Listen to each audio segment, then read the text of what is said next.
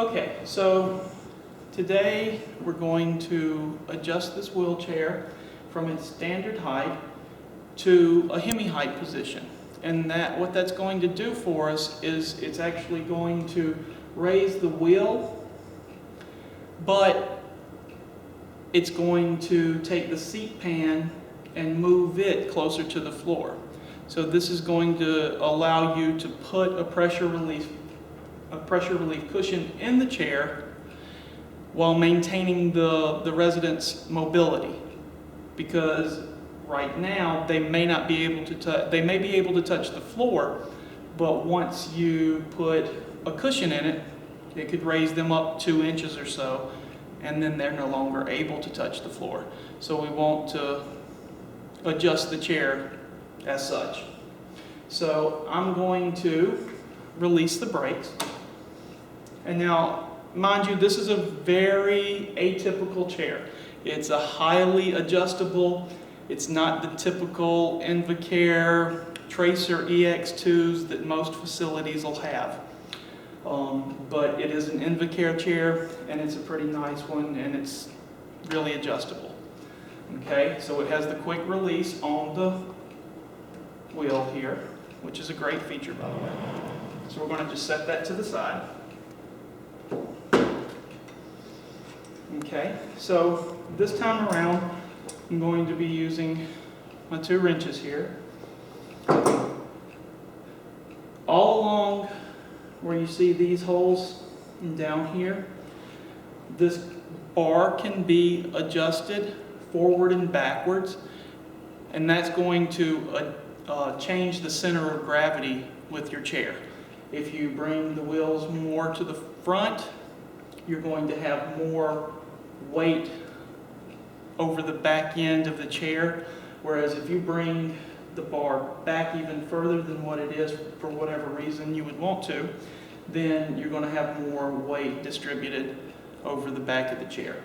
Here is a pretty good point for most everyone. It does have anti-tippers, which I went ahead and took off for the purposes of this demonstration. Okay, so here we go. We've got our 2 adjustable wrenches, and we're going to get them to fit here and adjust it here.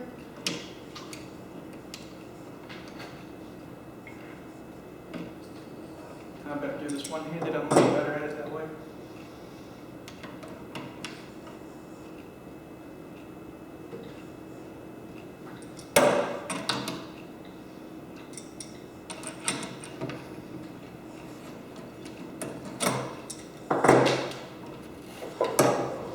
Now, in case you're wondering, yes, I did go ahead and pre-loosen these, and yes, they were very difficult to remove initially. So when you remove them, you want to make sure that you keep all your pieces out just the way they go. And you've got the center bolt here, a spacer, a washer, and then the nut. So that's the way it's going to fit when you're sitting it here. Okay? So we're going to move it up just 1 level. I'm going to place everything back in the way it needed to be. We're going to hand tighten.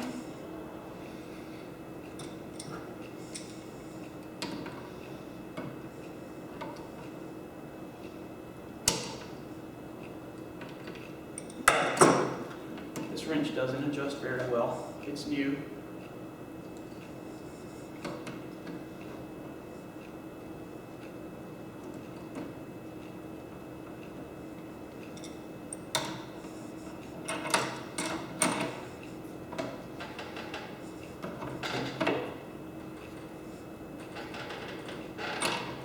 Okay, now we've applied a good bit of pressure.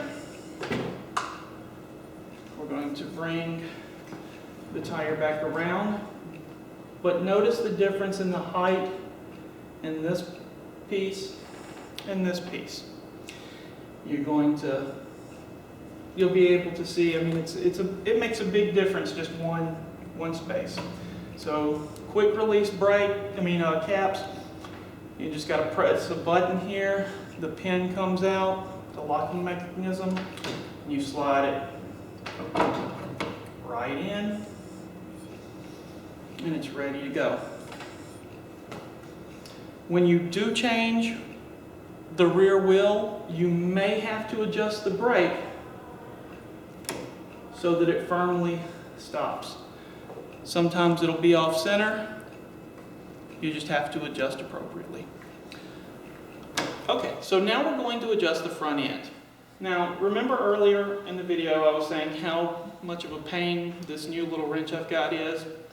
Well, it is a pain to adjust until it gets broken in, but it's really nice because you can't really see it, but right here on the wrench itself, it has like your measurement mark. So this is an easy and quick way to figure out what size you're going to need to get out of your toolkit to quickly adjust. So I've put it to the appropriate area, and it looks like, according to my crescent wrench here, it is, or my adjustable wrench, it's a 1/2 inch socket that we're going to need. Okay, so now we're going to talk about the front wheel and why we would want to adjust it. We've adjusted the back wheel, we've raised it, and if we were going to have a patient that could roll in this chair and propel it with their feet without an adjustment to the chair initially, that's fine. However, this standard chair does not have a cushion in it, and that's not good for skin integrity and could lead to breakdown and pressure areas. So we want to have a cushion in a wheelchair as long as a resident's in one at all times. So that's just something you need to factor into the whole equation. So we're going to lower the front wheel. We would lower the front wheel moving from either this starting point here or up to the third hole. So that's going to give you a different level of angle and that kind of thing, and it'll adjust how high your chair is to the floor. So that new wrench I talked about earlier, it's a pain in the rear end, but it's okay. So I'm going to use it to figure out how large of a socket I need, and the reason I'm using it is because it has a nice little guide right here, and it's telling me it's a 1/2 inch. So I'm going to come over and pull my sockets, which I've already done, and I'm going to loosen them up. Now, using 2 of them together is going to do that very quickly. Okay? Now, as I pull this out, you're going to make sure you want to clean everything that comes out of here. Same thing with the back end. You're going to want to remember the order. Here, it's not too bad, but there's some junk here and there, things that's picked up from, like, you know, little hair potentially even. So just so you can easily see, starting point, then the second hole, and the third hole up here.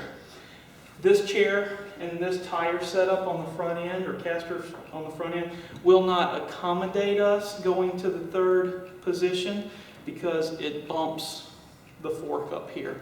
So if it were a smaller caster, maybe like a 5-inch caster instead of the 6-inch caster, it would work. So we're just going to go ahead and put it back in and actually put it on the bottom.